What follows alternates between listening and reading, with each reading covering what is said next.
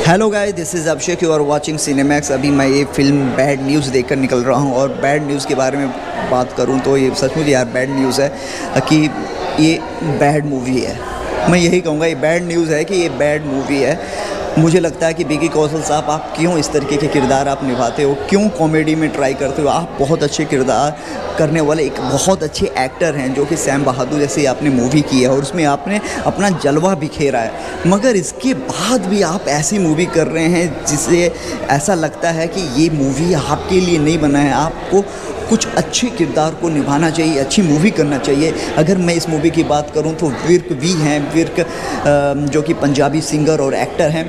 इसमें उन्होंने भी एक्टिंग किया है और बड़े दांतों वाली एलिफेंट, हाथी की दांतों वाली आपकी तृप्ति डिमरी भी इसमें दिखाई देंगी। मैं यही कहूँगा, मुझे नहीं लगता है कि ये फिल्म कहीं से भी खड़ी उतरती है, ऑडियंस के लिए उतरेगी। मैं इस मूवी को तो डिसास्टर कहूँगा, क्योंकि ये फिल्म की जो कहानी है ये शुरू होती है अनन्या पांडे से।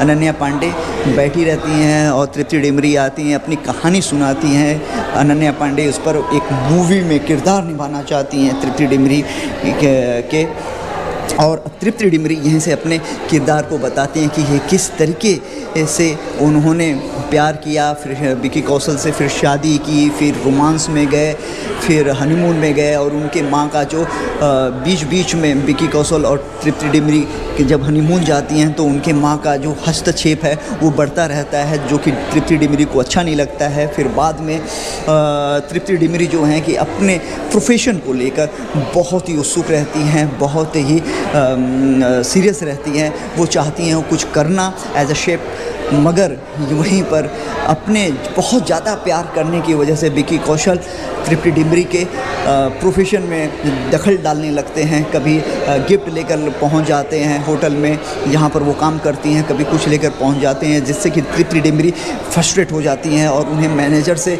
बहुत कुछ सुनना पड़ता है, जिससे कि वो अपने ड्रीम को पूरा नहीं कर पाती हैं।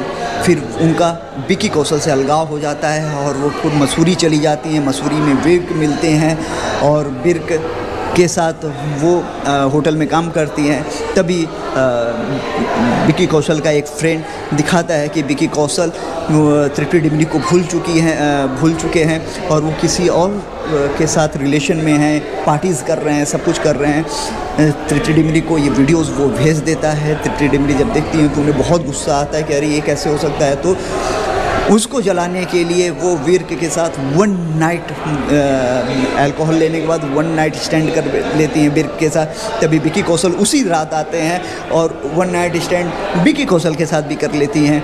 तो जो फिर 1 महीने के बाद आपको यहाँ पर दिखाई देगा कि वो प्रेग्नेंट हो जाती हैं। जब डॉक्टर के पास जाते हैं तो इसमें डॉक्टर कहता है कि ट्विन बेबी है, जो कि विकी कौशल का भी है और विर्क का भी है। अब कहानी यहीं से स्टार्ट होती है और अब क्या होगा, विकी कौशल का बेटा और बच्चा जो होगा, जो विर्क का बच्चा होगा, वो कैसे उसको बांटेंगी तृप्ति डिमरी, ये कहानी उस पर बेस है। और वो अपने आप को प्रूव करने के लिए, अच्छा प्रूव करने के लिए यहाँ पर विकी कौशल एक तरफ और विर्क दोनों कोशिशें करने लगते हैं। मुझे एक चीज़ नहीं समझ में आता है, एक फ़िल्म किस सोच के साथ बनाया गया है, ये बताना क्या चाहता है, ये समाज में ये क्या संदेश देना चाहता है। ऐसे बॉलीवुड फिल्म में करण जौहर क्या चाहते हैं कि ऐसी गंदगी मचा दिया है उन्होंने। मुझे लगता है कि ऐसी फिल्में करण जौहर को शोभा नहीं देती हैं, ऐसी फिल्में नहीं बनानी चाहिए, क्योंकि जो इसका ऑडियंस है बहुत कम है और फिल्म कहीं से भी लॉजिक नहीं लगती है, लॉजिकल नहीं है। और विकी कौशल की बात करें तो एक्टिंग ठीक ठाक है, उतना कुछ खास एक्टिंग मुझे दिखाई नहीं पड़ा। विर्क का भी कुछ खास नहीं दिखा। तृप्ति डिमरी तो कुछ एकदम बिल्कुल नहीं। ऐसा लगता है कि सास बहू और साजिश करके ये फिल्में बनाई गई हैं और ये पूरा सीरियल जैसा लग रहा है। और अगर बात करें स्टोरी की, तो स्टोरी वही है जो आपको मैंने बता दिया। ट्विन बेबी रहते हैं इनके पेट में, अब वो विर्क का होगा या विकी कौशल का, इस पे आधारित ये मूवी है। बाद में विकी कौशल की ही होती हैं वो। फिर इनके विर्क के लाइफ में जो उनकी एक्स गर्लफ्रेंड है वो वापस आ जाती हैं। तो इस पर आधारित है पूरी मूवी है। अगर मैं इस मूवी को अगर रिव्यू देना चाहूँगा तो मैं भैया रिव्यू नहीं दे सकता, इतने डिसास्टर मूवी का रिव्यू हो ही नहीं सकता। न इसमें आपको हंसी आएगी, ना आपको इसमें, मतलब आप पूरा फ्लैट रहोगे। और इतनी बकवास मूवी कि आप सर दर्द हो जाएगा। सही मैं बोल रहा हूँ, 15 मिनट 20 मिनट देखने पर सर दर्द हो जाएगा। बहुत लाउड मूवी है, बहुत नॉइज़ी मूवी है।